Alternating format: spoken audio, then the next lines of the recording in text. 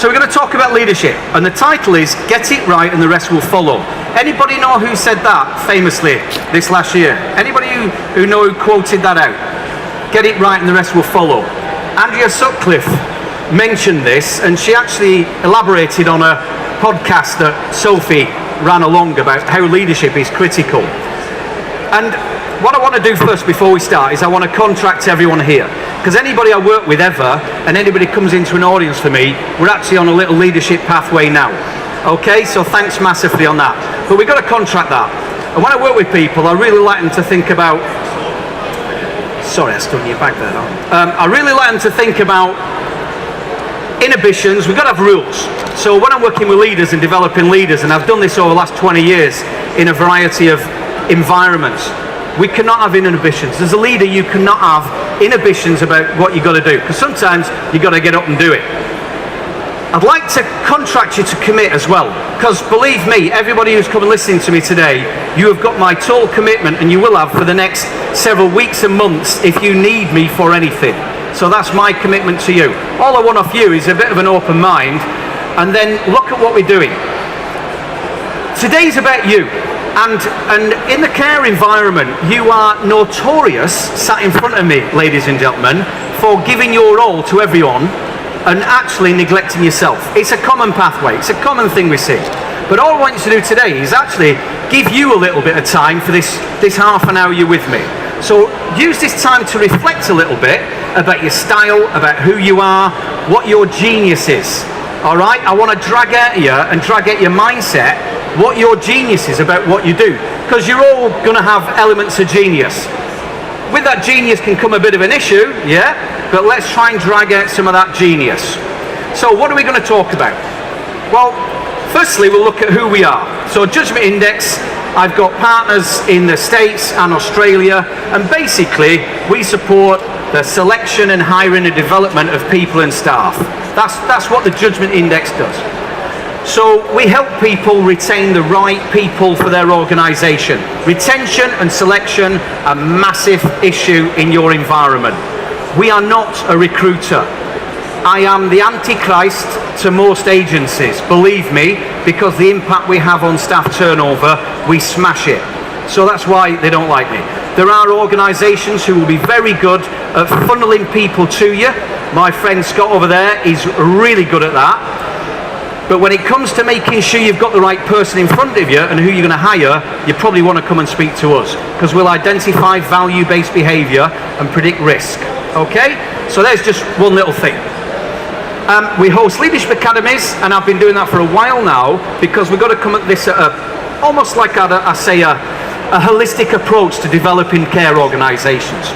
So leadership academies will run to develop your succession planning and supporting your leadership pathways of who you've got. Because most of you are going to promote to failure because you've got a good guy and a good girl, and then confidence goes down and all the rest of it.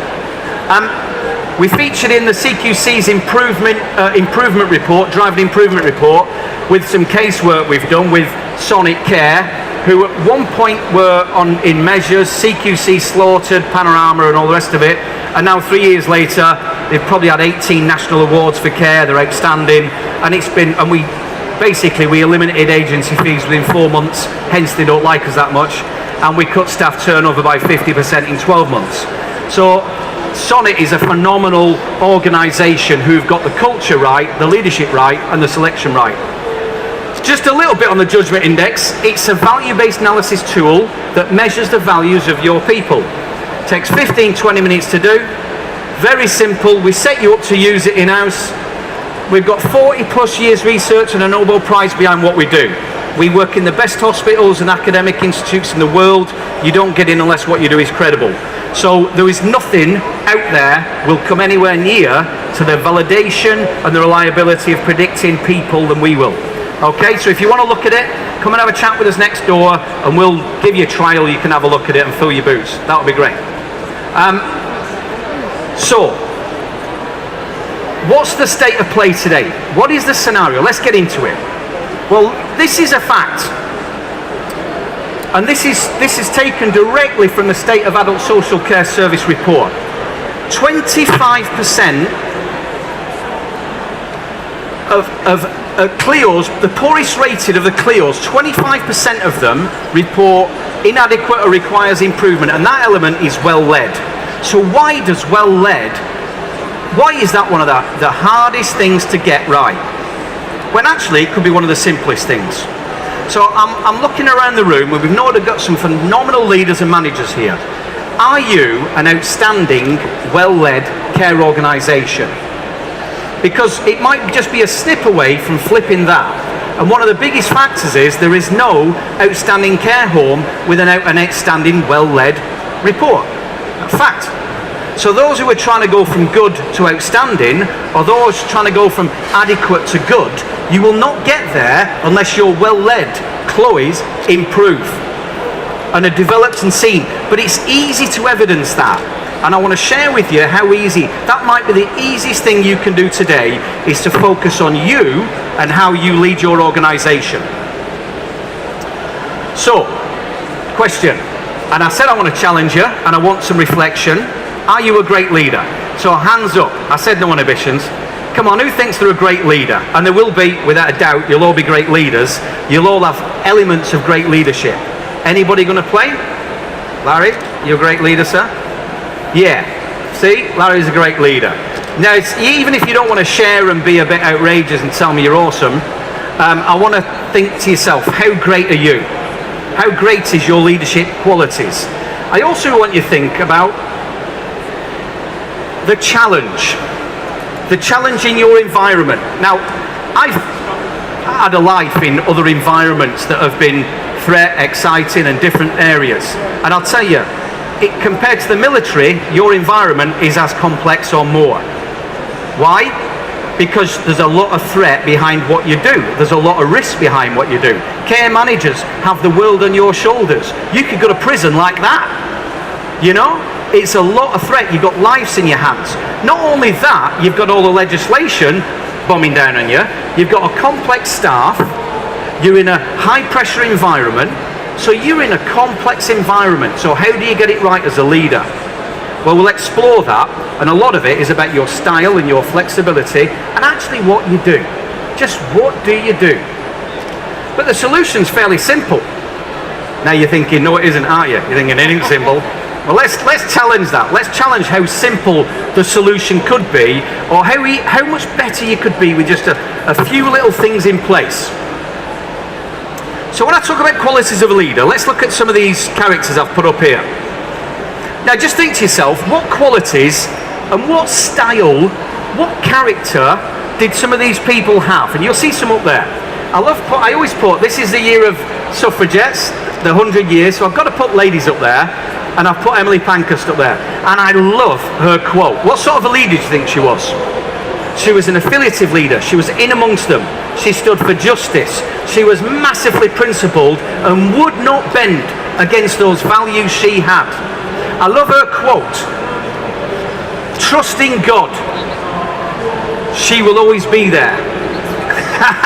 You can't get much better than that, can you? Eh? I'm looking at Florence Nightingale. Let's get it back into the care sector. What type of a leader? What quality? What style? Well, apparently she was absolutely tenacious on task-driven processes and getting it right. Let's look at a few others. Who else do you see up there? Trump? Well, we'll all laugh, but Trump is very effective at some things he's doing. And I'm not going to condone some of his style or perhaps his values, but talk about driven and will drive things through. There's an interesting one there. Martin Luther, probably the greatest visionary speech you will ever hear. What visionary style do you bring to your organisation to move people in the way Martin Luther did? To what extent do you think you need to do that? So just explore the qualities they've got now and think, where do you sit with these people? If you want to find out your leadership styles, we do some work around Daniel Goleman's work, who was the genius who sort of looked at the emotional intelligence stuff, and he looked at 6 styles of leadership. And we tend to use that in our programs and in our modules.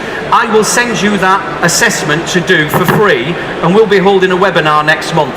So you can do it yourself, you can jump on, there's no cost or anything like that, and it might just give you a little look at yourself in the mirror, not to say which style you are, but it's to say, is it appropriate at the time? Feel free to put your deputies or any senior people through. All right, anyone through. So let's look at some of the stuff that Daniel Goleman does. Now, when I talk style, I'm really looking at the words you use. At this point, I'm not talking about the emotion, the passion, the character, the tone, tonality of what you do. I'm basically looking at the words you use. So just in reflection, even though we've not gone into detail on these, what sort of a style do you tend? You will use them all, without a doubt. The 6 styles there that Goleman has sort of identified as being critical. Which style do you think is most used in the care environment? Not that I'm saying it's appropriate, I'm saying they could all be right or terribly wrong. And what would determine the style you use? Anybody ever had a boss who says, it's my way or the highway? Now, a boss who's unilateral on his style or her style, who has one direction, will only resonate with so many % of your organisation. They will not connect, and it might be wholly inappropriate. So, command style is a very common style. That's the tell style, telling people what to do. Why? Because some of your people are inefficient. But as an example, if you're using that style with people who are highly motivated, technically able, why are you commanding them? Why are you telling them what to do? Because that's just going to pee them off. Because then they're not feeling valued, they're not feeling like they're being empowered, etc., etc. Democratic. How many brand new up and coming team leaders don't use that democratic style to get the best in instruction and the best detail out of the experts around them? They default to command. Oh, because I've got to be a boss. So I'm going to tell people what to do. So that there'll be a variety of things you will use. Are you too affiliative? Are you too Churchill amongst everyone? Do you not step back and be the boss? Are you not visionary? Are you people motivated? Think of that word, motivation. Motivation. Motive and moving people. People will have a motive in your organisation. Whether they get off the backside to move along and do the stuff you need them to do is another matter. Motivation. How are you instilling motivation? And is it with the appropriate style, with the appropriate energy and character to do that? You have got to be a chameleon. You have got to flex. If you are one dilateral, you will struggle in this environment because it is complex. So critical, and I say this at a lot of things I talk about, it's never about you. It is never about you as a leader. Leaders, it's never about them. Why is that? Because a leader has got a mission. You're on a mission to move an organisation or people or a task from here to here. And how do you do that? Well, you ain't going to do it one dimension. So you've got considerations to think about in trying to move these people. One key thing I will say, and top tip now, emotion. If you go away from nothing with this, go home with emotion stamped in your brain. Emotion, 2 words. Well, an E and then a word. I'm all dyslexic, so forgive me. So, emotion, movement. If you want to move people, make it emotional. If you can make it value-based intrinsic emotion, fantastic. Because that is going to shift people, all right? People out in your environment, your carers, to get filthy rich, bling cha-ching and fast cars. They're there for a reason, all right? And if you can tap into their values. So, looking at you, reflect. What is your genius? What's your genius? Nigel, what is your genius? Come on, have a think now. What is your genius in you? What are you really good at? What do you get the most out of your people? Is that Jonathan? That's Jonathan now there. He's a crazy fella, isn't he? I love him, but he's crazy. Alright? So, we can do better than Jonathan though, we'll shell out in a minute. So what is your genius and what are the gaps in your qualities as a leader now? So what do you fail to do? Are you assertive enough? Do you control your emotions enough? Can you read the emotions of people around you? What is your level of emotional intelligence? Daniel Goleman, read the book Primal Leadership. It is phenomenal and it will allow you to tap into where your gifts are. So when I look about the style and what you want to consider is really, you should be considering the situation, the gravitas and risk of the scenario. That should start to determine what style you use. We should also think of the people you've got involved. Are they highly intelligent, knowledgeable and skillful and can do the task? That should be another consideration. And secondly, what's the motivation level? Now, if that all stacks up, gravitas of the scenario, the qualities of the people, and the emotions of the people, that should shape the style you use when you're interacting with your people. Okay? Nothing else. And then you become a chameleon. You flip to the command if it's needed. You flip to the visionary. You flip to the tell. You flip to the sell. You flip to the discuss. You should be a chameleon who can move that. And lastly, also within this, is what is the tone? You can be very command style. People talk, oh, you're in the army, Rob, it's got to be all command style. Has it? Bugger it. That's one style. Command style is one style. But you can be a commanding leader in a very passive, gentle way. You don't have to be all sergeant major on the parade ground. So your style of you deliver will have a direct impact. Your emotions will impact and reflect. Look at the person now. Look at the person next to you, and all we need to do now, we're all going to do it. Promise me you're all going to do this. Look at the person next to you and pull a big cheesy grin. Ready? 1, 2, 3. Go on, look either side. You've not looked at anyone. Smile. Now, what we got now is everyone's like, oh, hey, what an idiot. We've created an energy. Now that energy, it's like infectious. When you hire someone, if they haven't got an energy, if they bring a negative energy to them, they're going to bring everyone down. Back onto the style considered. What emotional energy do you require to pass on to your staff to shift them from A to B and get what you wanted to do? Have that reflect. Okay. So we're going to flip to qualities of leaders. And you looked at some slides earlier, you looked at what the qualities of some of these leaders were going to be. What I want you to consider now is what great qualities do you have? Oh, and let's look at some of these.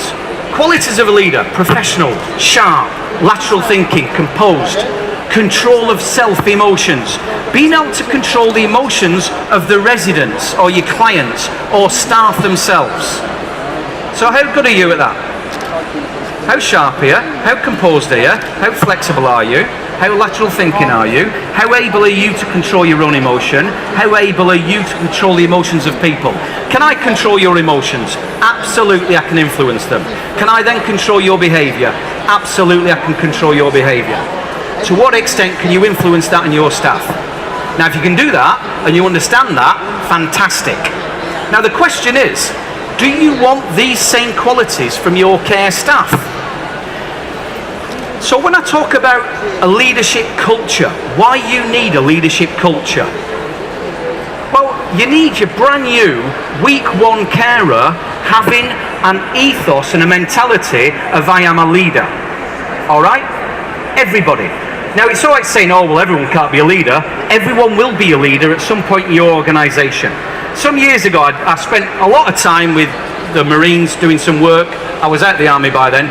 And they had a great ethos, and I nicked it, and I've used it ever since. Right? The bootnecks, as they're affectionately called, are a great bunch of people. And they have this ethos. The minute even the brand new day one recruit walks through their gates at Lympstone, they are treated as a leader. Their mentality is, you've got to lead. Because if the boss goes down, it might be the next guy. And if he goes down, it might be the next guy. And at the worst, you're going to lead yourself. Now think of the scenarios your junior carers get into. They've got to lead.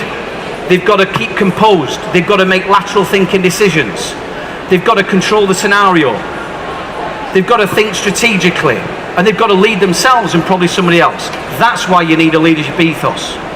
And if you can develop that in your people early on, it becomes very powerful. Now that's just one element of why you need a leadership culture. And the benefits of having a leadership culture and developing this culture, not just in the leadership aspect, the benefits of developing the culture you have is this. 1, people take responsibility. Your operating performances increase. Your motivation increases. Safety and compliance. Can I say who's a manager here, or a care owner? Just give us a show who's a manager or care owner.